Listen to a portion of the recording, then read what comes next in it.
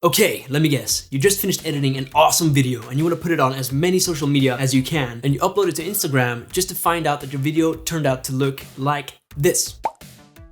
Instagram made your video tiny and you can't even rotate your screen to make it bigger. Most people scrolling through their feed are not even gonna stop to look at your video because it's so tiny. They're just gonna go whoop. Hey, it's John Bear, so happy to see your beautiful face, and in this video I'm gonna talk about how to get more views on Instagram by making your videos bigger and better. Let's go.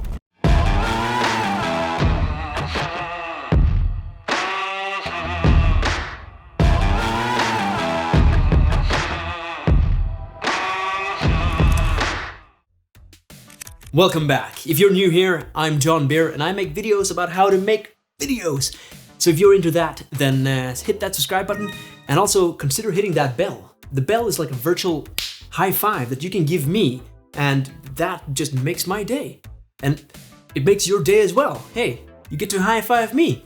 Awesome. So first off, let's cover the best aspect ratio for Instagram video. There is actually two that I recommend. The first one is 1:1, the square aspect ratio. If you do the square aspect ratio, then you will not have to cut off too much on the sides of your video when you apply that square on it.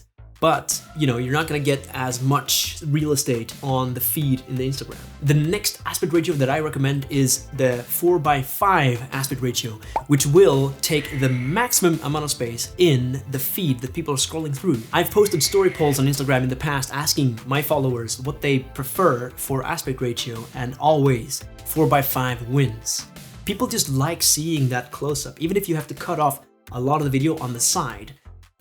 People just like having that big image.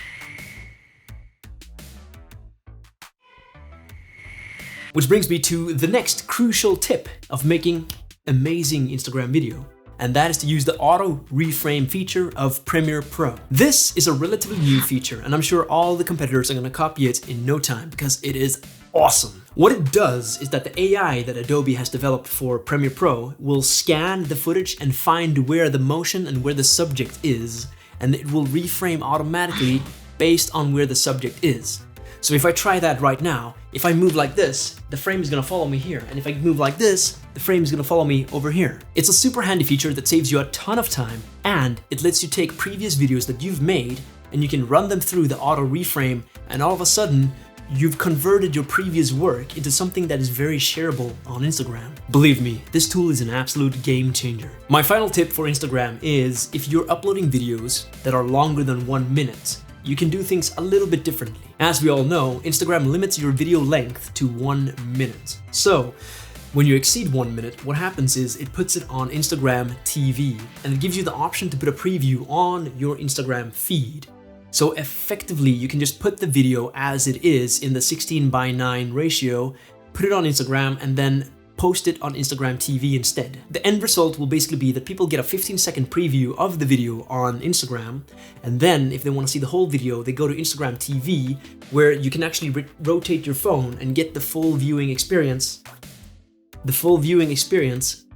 Like this. But this feature is only available if you make videos longer than 1 minute. And if your video is longer than 1 minute, the chances that people will stop to watch it are gonna go down, because Instagram is it's like the meth of social media. People just don't wanna stop. They wanna keep scrolling.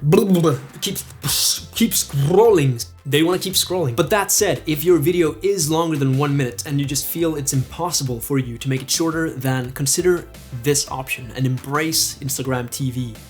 But, like I said, you're not gonna get as many views. So in the end, to get the maximum amount of views on Instagram is to have the 4:5 aspect ratio and keep your video shorter than 1 minute. I would go even shorter. I would go to like 30 seconds. Even on YouTube, the average view duration is around like 1 to 2 minutes. But when people are on YouTube, the expectation is different. People are expecting to watch longer videos.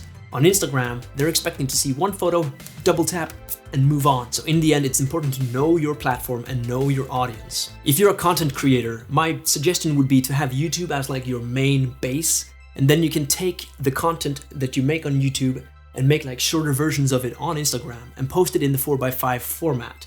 And then you can tell people to go on YouTube to see the full video, in the full aspect ratio if they want to see it. That way you get the maximum amount of views on Instagram, but you also get the people that are interested in seeing the full glory of your video to go on YouTube and experience it there. Alright, I think this video has gone on for long enough. Thank you so much for watching, and hit that subscribe button if you haven't. My name is John Bear. Thank you so much again. I mean, I will never take you for granted. And I'm coming close to 2,000 subscribers now, which is just unbelievable, insane.